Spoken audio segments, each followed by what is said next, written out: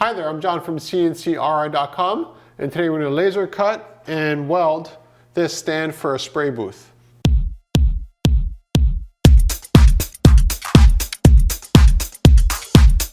I have a lot of international as well as local customers, and I was talking to a local customer of mine and saying, I'm taking welding school and I'm learning lots of stuff and it's just amazing. And they said, well, come on to the spray booth, and they showed me the spray booth, and they had like 2 or 3 of these already made, and they needed about a whole bunch more. So I told them, they asked me, can you weld it? And I said, yeah, sure, why not? So to give you an idea of perspective, at welding school we have a $15,000 Miller machine. Multiprocess, does absolutely everything, AC, DC, everything. It's a wonderful machine. Here in the shop I have a buzzbox, which is a couple $100, and it's limited to AC. So I practiced quite a bit before I did this job here in the shop. And the reason for that is because I'm going from DC to AC, and therefore my route selection is very different. If I was doing this with the Miller machine in the shop or at school, I'd probably use 60-10. And because I have an AC machine, I use 60-11. So I use that for the tack welding. And then once I have this solid, then I go all the way around for the deep penetration of this 60-11. Same as 60-10. And then after that, I go back over that with the 70-18. AC, because I have a AC system. Alternating current. Now I'll give you an idea of the penetration. It's definitely penetrated. And it's the same thing for this here. So the trick about doing this kind of stuff is that you don't want to focus all the heat right into this, because you actually end up going through it, and that's a pain to fill up. I've done that before.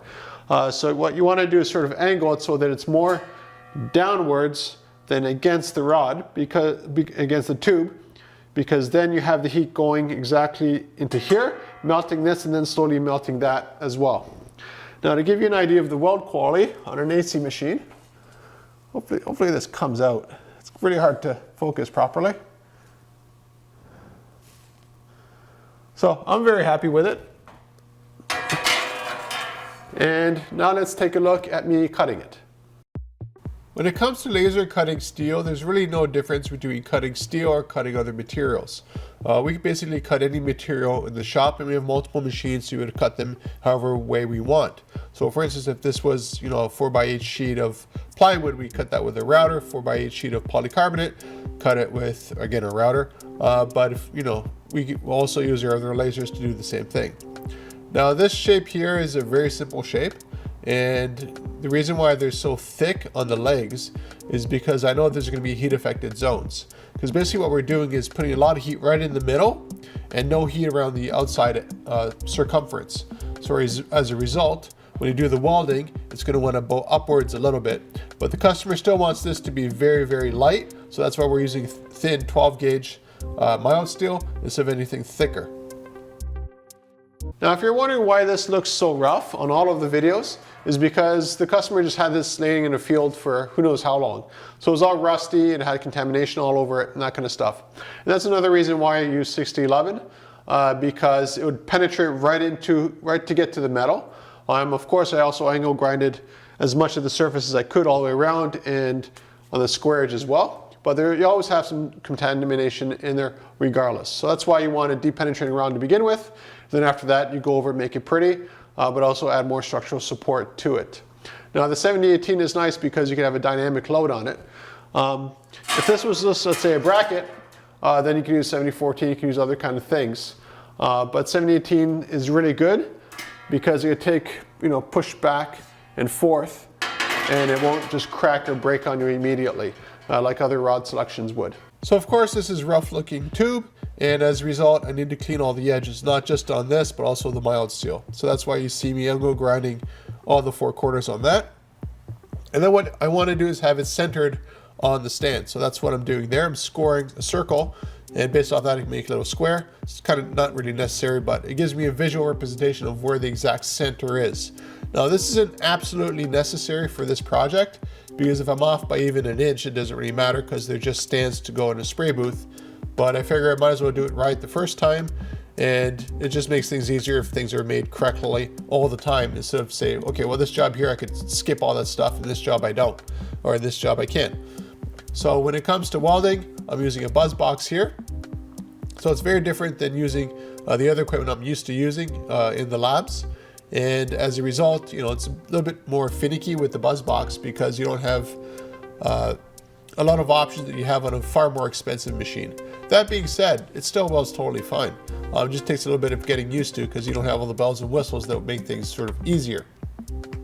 So whenever I center the tube, I do the tack welding. That makes sure nothing moves. And what's really impressive is how strong the tack actually is.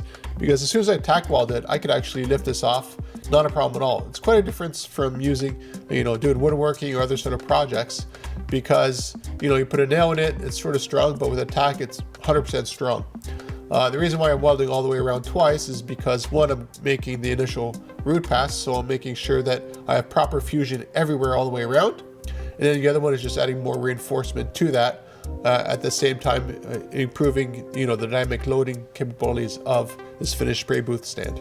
So my company has actually done quite a few welding jobs in the past, and I have lots of friends who are welders because, of course, we do the welding tags for them and a bunch of other stuff, fiber etching and so forth with lasers and cutting.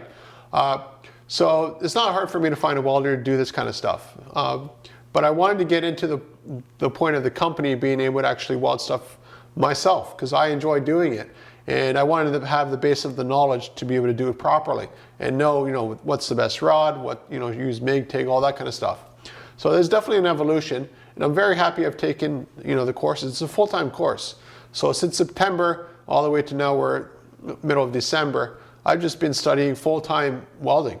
And I have another 3 more semesters of that to go. So hopefully by the 2 years, all that's done and I know what I'm doing, and I could actually do definitely more interesting jobs, because in the shop here right now, I can basically fabricate and build anything. My limitation really at the end of the day is I can't stick metal together properly. And that's a huge hole that I'm hoping to fill. So if you're looking for custom fabrication, contact me at CNCKing.com. We'll make it for you and ship it right to your door.